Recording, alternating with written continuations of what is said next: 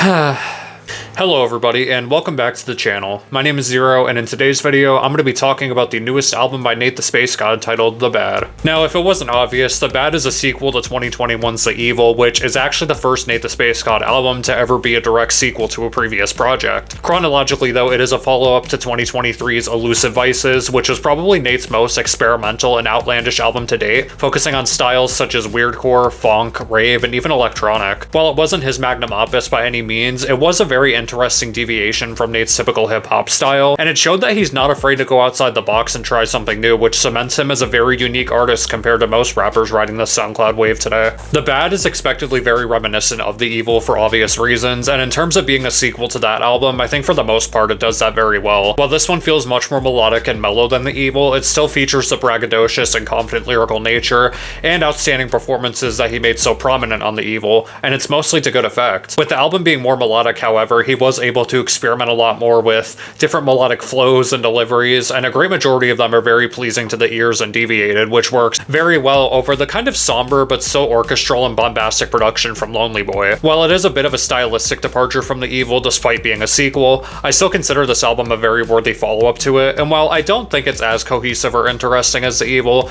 there was still a ton of effort and marksmanship put into this thing, which I can't deny. I think for the most part, the somber tone to this album is kind of what brings it down a little bit for me, because after hearing such an epic and bombastic album like The Evil with such loud and rambunctious production and all these aggressive flows and styles that always worked really well at the end, this one feeling a lot more slow kind of brings it down just a little bit in my opinion. But for the most part, I think that even slowing it down a little bit, it still does work pretty well for the most part, but there are a couple things that I don't really like about it. However, I do think a lot of my favorite tracks on this album are the ones that actually do have a very different melodic and stylistic approach from The Evil, and one of those tracks in particular is Creme Brulee. The track features a very faint piano sequence that is fronted by these radio-distorted background vocals and backed by a thumping trap beat, which in hindsight might sound pretty similar and samey, but Nate's melodic approach to the track with both his flow and vocal inflections differentiate the track and really add some flair to it and make it a lot more interesting, especially the second half of the song with the beat drop, which is without a doubt the best part of the song,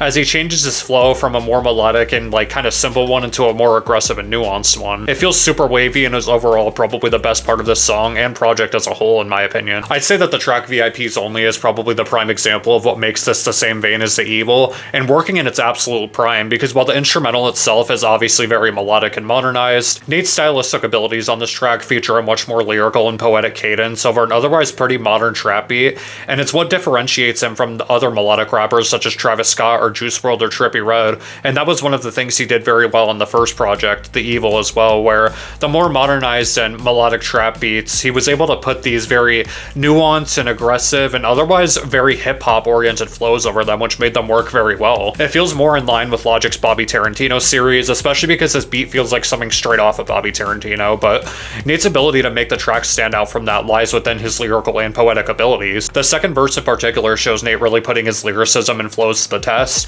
as they are super intricate and bombastic and work really well. The lyrical themes of also not giving a fuck about what anybody thinks and keeping his friends close also feels very true to the heart, which I can always appreciate. I'd say really the only track that doesn't bode too well with me is Upsilon CEO, which features a very freestyle Jack Harlow sounding type beat with a more sing-rap approach to it, and while I can always appreciate Nate using that type of approach as it's something we don't hear from him very often, I feel like the entire track just comes across as corny and kind of derivative, and while I myself am a victim of making corny tracks as well, I still don't find myself enjoying this track all that much. But luckily though, almost every other track on this thing is mostly solid bangers that are both easy and fun to listen to, but differentiate themselves quite a bit as well. To sum this up, while I don't feel as strongly about this album as I do with its predecessor, I still very much appreciate The Bad for being a mostly solid follow-up to it, and yet another playlist of unique and exciting bangers in Nate's catalog. I'm feeling a light to a strong 7 on this one. Trans.